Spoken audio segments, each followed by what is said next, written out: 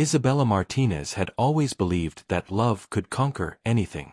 Standing at 4 feet tall due to achondroplasia, she had faced countless challenges throughout her 28 years, but none had prepared her for the overwhelming joy she felt when David Richardson proposed to her on a moonlit beach in Malibu.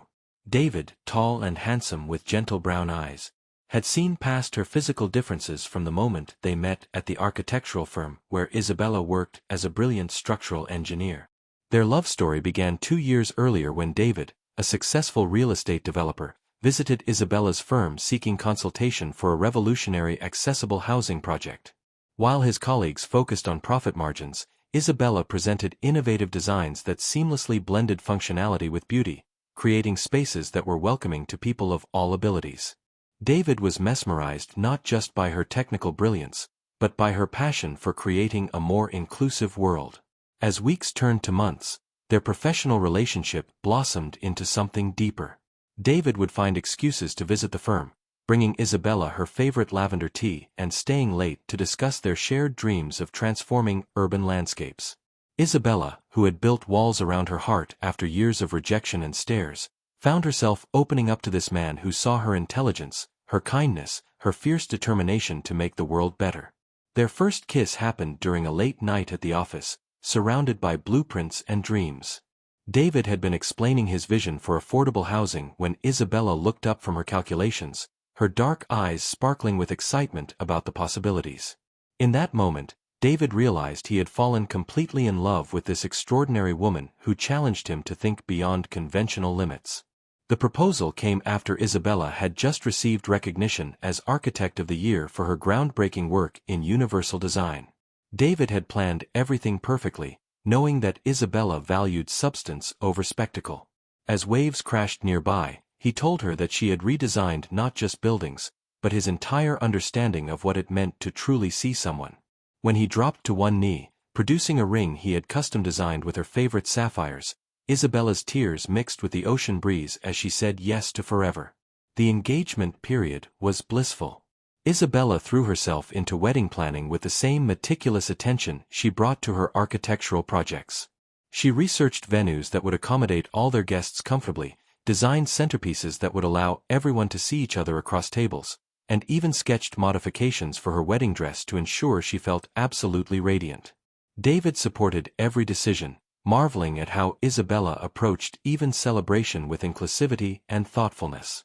But beneath their happiness, Isabella carried a quiet anxiety about meeting David's family. The Richardsons were old money, their wealth stretching back generations through shipping fortunes and strategic investments. David had been protective of Isabella, sharing stories about his family's achievements but carefully avoiding details about their personalities or values. When he finally arranged for Isabella to meet his parents and siblings at the family estate in Newport, she spent weeks preparing, knowing that first impressions would be crucial. David's father, William Richardson, was a man whose presence commanded attention even before he spoke. At 72, he had built a business empire that spanned continents, but recent health issues had forced him to step back from day-to-day operations. David spoke of his father with deep respect and a hint of intimidation, describing a brilliant strategist who had taught him everything about business but had always maintained emotional distance. Isabella hoped that her accomplishments and genuine love for David would be enough to earn William's approval. The Richardson estate sprawled across 15 acres of manicured lawns and century-old oak trees, its Georgian architecture speaking of generational wealth and unshakable tradition. As David's car wound up the circular driveway, Isabella felt her heart racing despite her determination to project confidence. She had chosen her outfit carefully, a sophisticated navy dress that she had tailored to perfection, paired with elegant pearl earrings that had belonged to her grandmother. She wanted to honor both her heritage and the formality of the occasion. David's mother, Catherine Richardson, greeted them at the massive front door with a smile that never quite reached her eyes. Perfectly coiffed and draped in understated luxury, she offered polite pleasantries while her gaze lingered on Isabella with barely concealed assessment.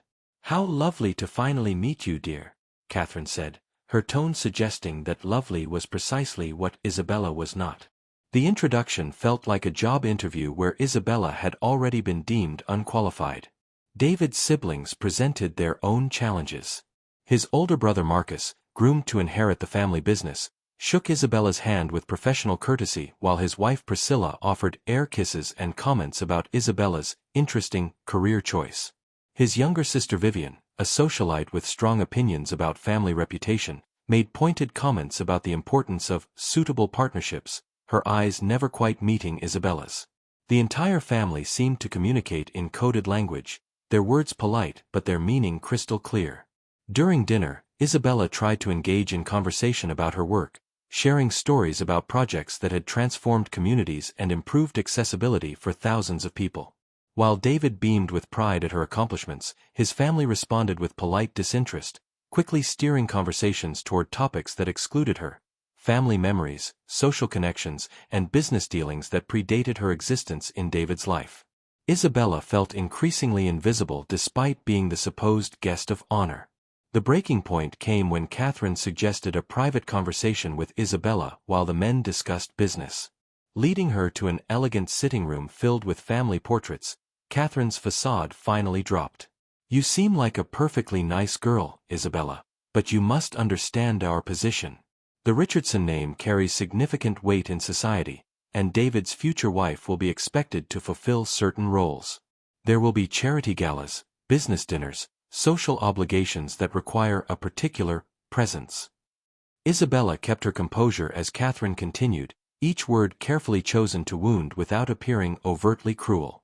"We're not prejudiced, of course. We simply worry about David's career prospects, the family's social standing, and frankly, the practical considerations of your situation. Children, for instance. Would it be fair to pass on genetic complications? These are questions that loving families must ask, even when they're uncomfortable." When Isabella finally spoke, her voice was steady despite the fury building inside her. "Mrs. Richardson, I understand your concerns about your family's reputation. What I don't understand is how you can claim to love David while dismissing the woman who makes him happier than he's ever been. My height doesn't define my character, my intelligence, or my capacity to love your son. But your reaction to it certainly defines yours." The conversation ended in cold silence, with Catherine suggesting that Isabella might want to consider what was truly best for David's future. When Isabella rejoined the family, she found David engaged in heated discussion with his father about expanding their real estate portfolio into affordable housing markets. William Richardson was dismissing David's ideas as unprofitable charity work, his tone suggesting that his son's recent interests in social responsibility were merely a phase to be outgrown. The drive home was tense, with David apologizing repeatedly while Isabella processed the evening's revelations. She had expected some resistance, but the family's calculated cruelty had caught her off guard. David was torn between defending Isabella and maintaining family peace, his conflict evident in every attempted explanation. For the first time since their engagement, Isabella began to question whether love really could conquer the Richardson family's deeply entrenched prejudices and social expectations. The weeks following Isabella's introduction to the Richardson family were marked by an escalating campaign of subtle but persistent interference. Catherine began calling David daily with urgent family matters that required his immediate attention, scheduling events during times when Isabella might have expected to spend with her fiancé. Marcus invited David to exclusive business meetings that wouldn't be appropriate for Isabella to attend, despite her expertise in the very real estate development projects they discussed. Priscilla, Marcus's wife, took a more direct approach, befriending Isabella on social media only to post carefully curated images of family gatherings that highlighted Isabella's absence. Pictures of elegant charity events, intimate family dinners, and sophisticated social gatherings flooded Isabella's feed, each one accompanied by captions about family traditions and special bonds. The message was clear: this was a world where Isabella would never truly belong. The pressure began affecting David in ways that broke Isabella's heart. The confident, visionary man she had fallen in love with grew increasingly anxious and conflicted. He started questioning his business decisions, second-guessing projects that aligned with Isabella's values of accessibility and social responsibility. During conversations with his family, Isabella could hear his voice change, becoming more formal and uncertain, as if he were reverting to an earlier version of himself that prioritized approval over authenticity. Isabella threw herself into work, designing a revolutionary mixed-income housing complex that would provide affordable, accessible homes for families across economic and ability spectrums. Her innovations in universal design were gaining national recognition, with architectural journals featuring her work and universities inviting her to lecture. Yet despite professional success, she found herself constantly defending her right to exist in David's world, exhausting emotional energy that should have been focused on wedding planning and shared dreams. The final confrontation came during a family dinner that William Richardson had specifically requested. Despite declining health, he had insisted on hosting an important family discussion at the estate. Isabella arrived with David, sensing tension in his posture and the unusually formal way he addressed his parents. The dinner conversation was stilted, focusing on business matters and social obligations, with Isabella's attempts at participation met with polite but dismissive responses. After dessert, William Richardson asked to speak with David and Isabella privately in his study, a room that felt like a shrine to masculine achievement with its leather-bound books, hunting trophies, and portraits of Richardson patriarchs. David's father sat heavily behind his massive desk, his recent weight loss and pale complexion evidence of the illness he rarely acknowledged. His presence remained commanding despite physical frailty, and when he spoke, his words carried the weight of generational authority. "David, you're my son and I love you, but I cannot stand by and watch you make a decision that will destroy everything our family has built," William began, his voice steady but cold. "This engagement is a mistake that will affect not just your future, but the legacy of everyone who bears the Richardson name. I'm not asking you to abandon this woman, but marriage is out of the question. Keep her as a companion if you must, but find a suitable wife who can fulfill the obligations that come with your position." Isabella felt the words hit her like physical blows, but she remained silent, watching David's face cycle through emotions: shock, anger, pain, and something that looked dangerously like consideration. When William continued, offering David a promotion to head of international operations and a $10 million bonus for making the right choice, Isabella saw her fiancé's resolve wavering in real time. "Your concern for family reputation is noted, Mr. Richardson," Isabella finally said, her voice calm despite the storm raging inside her. "But what you're really asking David to do is choose between love and money, between his authentic self and your expectations. You're not protecting him, you're asking him to abandon the person who has helped him become the best version of himself." William's response was swift and brutal. "Miss Martinez, you may be talented in your field, but you clearly don't understand the responsibilities that come with significant wealth and social position. David needs a partner who can navigate high society, represent the family at important functions, and produce heirs who won't face the challenges that your genetic condition would create. This isn't personal, it's practical." The room fell silent except for the ticking of an antique clock, each second stretching into eternity as Isabella waited for David to speak. When he finally did, his words shattered her heart into pieces she wasn't sure could ever be reassembled. "Maybe we should postpone the wedding," he said quietly, not meeting Isabella's eyes. "Just until we can figure out how to make this work for everyone." Isabella left the Richardson estate that night knowing that her engagement was effectively over. David's request to postpone was a coward's way of ending their relationship without taking responsibility for the decision, allowing his family's pressure to accomplish what he couldn't bring himself to do directly. She spent the drive home in stunned silence, processing not just the loss of her fiancé, but the complete dissolution of the future they had planned together. The following weeks were brutal. Isabella threw herself into work with desperate intensity, completing the mixed-income housing project that had become her masterpiece. The complex featured innovative design elements that accommodated residents with various mobility needs while creating beautiful, dignified spaces that challenged stereotypes about affordable housing. Professional recognition poured in from around the world, but success felt hollow without someone to share it with. David made several attempts to contact Isabella, leaving voicemails that rambled between apologies, justifications, and pleas for understanding. He claimed he still loved her but needed time to find a way to satisfy both his heart and his family obligations. Isabella listened to each message once before deleting it, recognizing the painful truth that love without courage was just another form of betrayal. Meanwhile, the Richardson family moved quickly to repair what they saw as damage to their reputation. Catherine orchestrated a campaign to introduce David to suitable young women from their social circle, organizing charity events and dinner parties where eligible daughters of family friends could showcase their credentials as potential Richardson wives. Marcus publicly dismissed David's interest in affordable housing as a temporary fascination, assuring business partners that the family's focus would return to traditional luxury development. What none of them knew was that William Richardson had been conducting his own investigation into Isabella Martinez. Despite his public dismissal of her, something about her dignified response to his cruelty had intrigued him. He had built his fortune by recognizing valuable assets that others overlooked, and Isabella's combination of intelligence, integrity, and professional achievement reminded him of qualities he had once valued above social conformity. William's private investigator provided a comprehensive report that revealed the full scope of Isabella's accomplishments.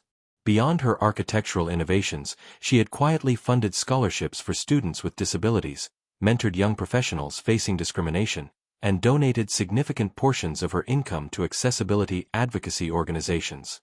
Her work had improved lives across multiple communities, creating lasting positive impact that far exceeded the superficial charity work that occupied his wife and daughter-in-law. The revelation that changed everything came from an unexpected source.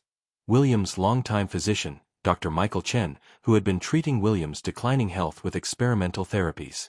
During a routine appointment, Dr. Chen mentioned his daughter's recent acceptance to MIT's architecture program, crediting Isabella Martinez's mentorship and scholarship program for making the opportunity possible.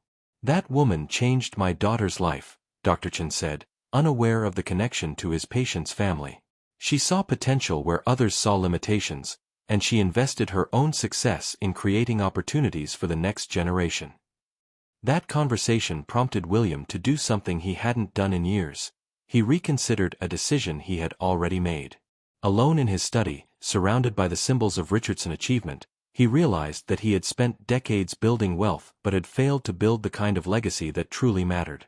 His empire would survive him, but what would survive beyond that?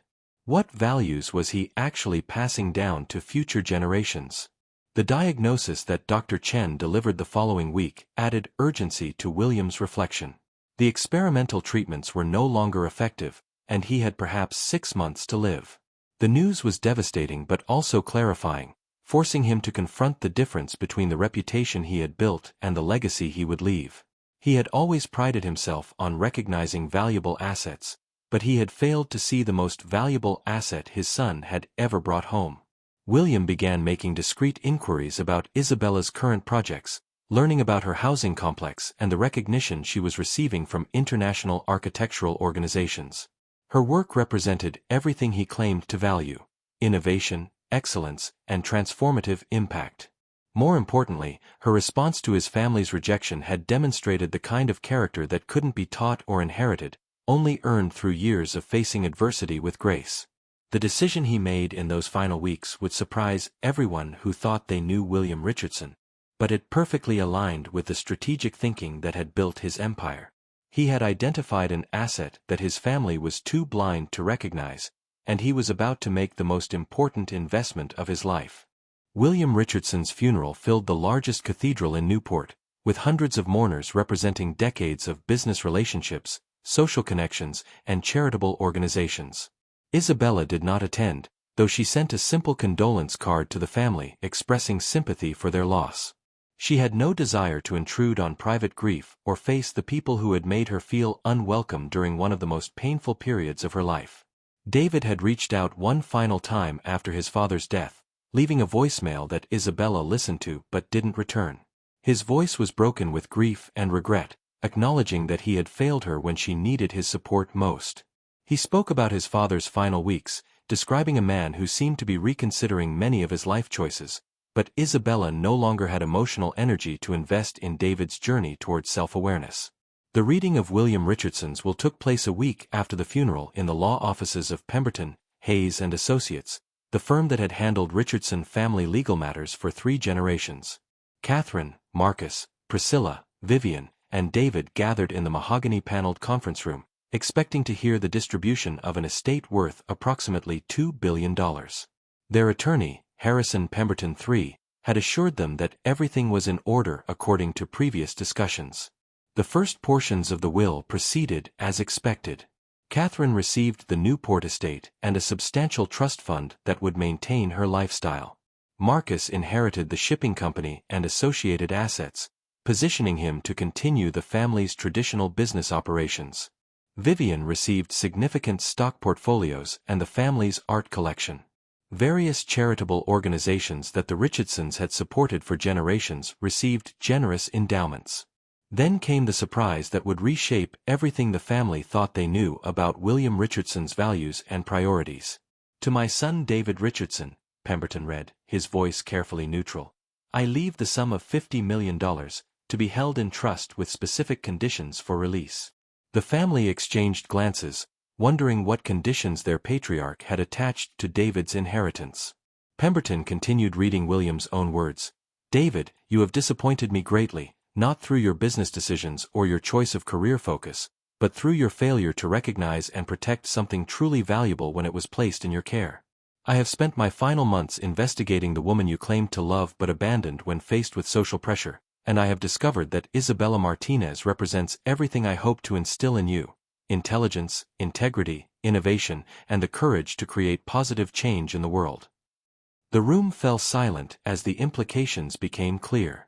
David's face went pale as Pemberton continued, Your $50 million will be released only when you demonstrate that you have learned to value character over convenience, substance over superficial approval. Specifically, you must successfully convince Isabella Martinez to marry you, not through financial inducement, but by proving that you have become worthy of her love and respect. But William Richardson's final surprise was yet to come. However, Pemberton read, If David fails to win Isabella's hand within 18 months of my death, or if Isabella Martinez chooses not to marry him regardless of his efforts, I direct that the $50 million be donated to the Isabella Martinez Foundation for Accessible Architecture, an organization I am establishing through this will to support her revolutionary work in creating inclusive spaces for all people. The family sat in stunned silence as Pemberton explained the additional provisions. William had researched Isabella's work extensively, consulting with architectural experts and community development specialists who confirmed her innovations were transforming the industry. He had also investigated her character through people who had worked with her, learning about her mentorship, philanthropy, and consistent dedication to improving opportunities for others. Furthermore, the will continued, I leave to Isabella Martinez, whether or not she chooses to marry my son, the sum of $100 million and the Richardson Foundation's real estate development arm, recognizing that she possesses the vision and integrity necessary to create lasting positive change in communities around the world. Her work represents the kind of legacy I should have been building throughout my career. Catherine was the first to speak, her voice shaking with rage and disbelief. This is insane. He's giving our family's money to a stranger who manipulated David's emotions. We'll contest this will immediately. But Pemberton assured them that William had anticipated such reactions, working with multiple legal firms to ensure the will was uncontestable and his wishes would be legally protected. David sat in silence, processing the magnitude of his father's final lesson. William Richardson had used his death to create a situation where David would either discover the courage he had failed to show when Isabella needed him most, or lose both his inheritance and the woman he claimed to love. More than that, his father had recognized Isabella's worth in ways that his own family had been too prejudiced to see. The question now was whether David Richardson had learned enough from his failures to deserve a second chance, and whether Isabella Martinez would be willing to trust her heart to a man who had already broken it once. The answer would determine not just their personal futures, but the destiny of a fortune that could transform communities around the world. As the family left the law office that day, each carrying the weight of William Richardson's final judgment on their values and choices, none of them could have predicted how this inheritance would ultimately change all their lives. The real test was just beginning, and Isabella Martinez held the power to determine how this extraordinary story would end.